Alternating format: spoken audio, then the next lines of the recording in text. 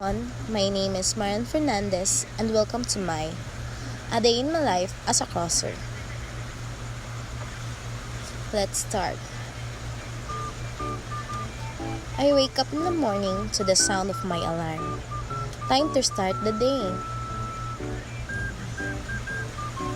After waking up, I take a moment to reflect my goals for the day. It helps me to get motivated.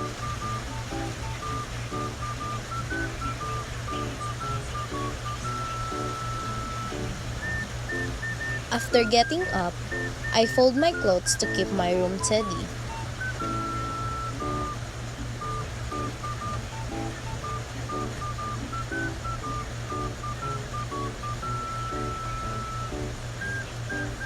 Next, I head down the stairs to get ready for the day.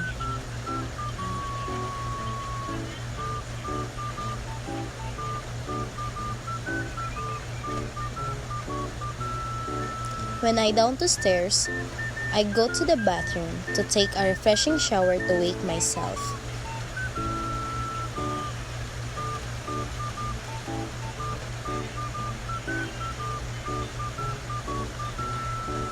Then, it's time for brunch, short for breakfast and lunch, so I eat.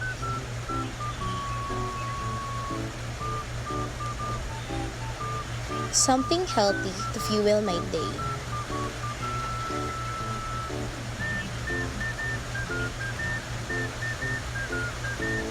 After brunch, I go to the kitchen to brush my teeth. Let's sing. Brush, brush, brush, 3 times a day. Brush with Colgate.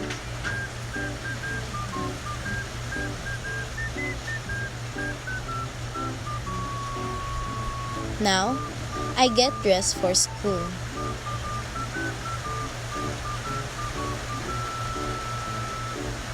Now, I'm off to school with my best friend. Let's go.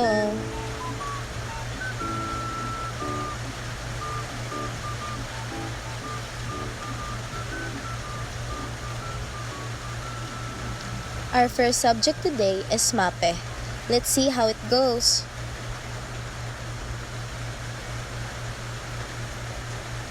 Finally, it's recess time.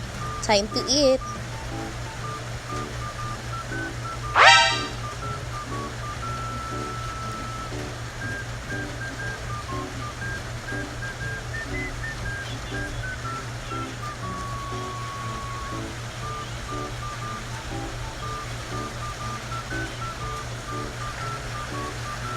After recess, we head to our TLE class. It's always fun.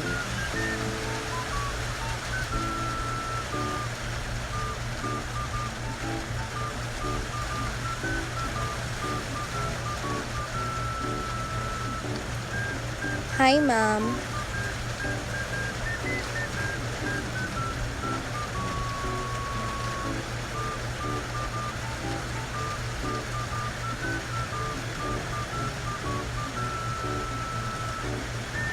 I love spending time with my friends during breaks. Now, it's time to go home after a long day at school.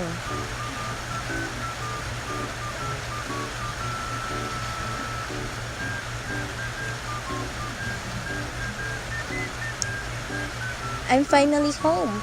I greet my parents with a respectful manner. After that, I have my dinner.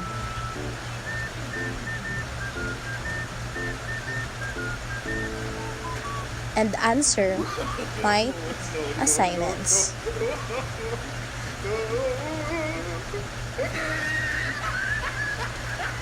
And finally, after a busy day, I get ready for a bed and sleep. Thanks for joining me on my day as a crosser.